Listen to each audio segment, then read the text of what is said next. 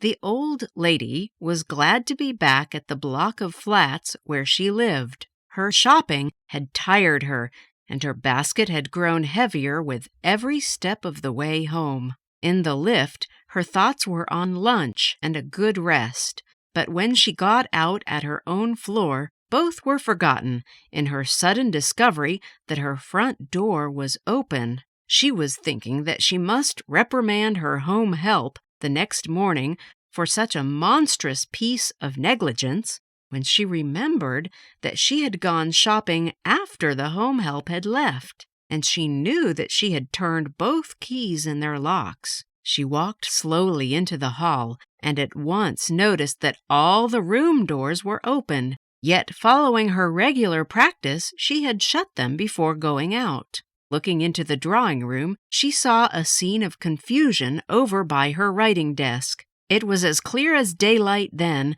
that burglars had forced an entry during her absence. Her first impulse was to go round all the rooms looking for the thieves, but then she decided that at her age it might be more prudent to have someone with her, so she went to fetch the porter from his basement. By this time her legs were beginning to tremble, so she sat down and accepted a cup of very strong tea while he telephoned the police. Then, her composure regained, she was ready to set off with the porter's assistance to search for any intruders who might still be lurking in her flat. They went through the rooms, being careful to touch nothing, as they did not want to hinder the police in their search for fingerprints. The chaos was inconceivable. She had lived in the flat for 30 years and was a veritable magpie at hoarding, and it seemed as though everything she possessed had been tossed out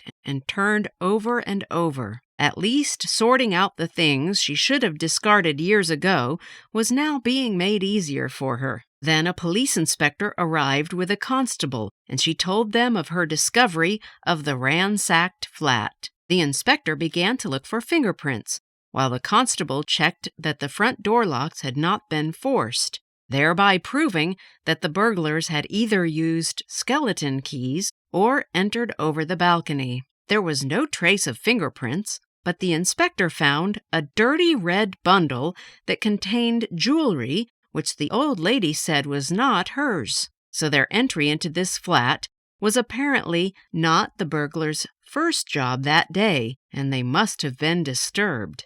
The inspector then asked the old lady to try to check what was missing by the next day and advised her not to stay alone in the flat for a few nights. The old lady thought he was a fussy creature, but since the porter agreed with him, she rang up her daughter and asked for her help in what she described as a little spot of bother.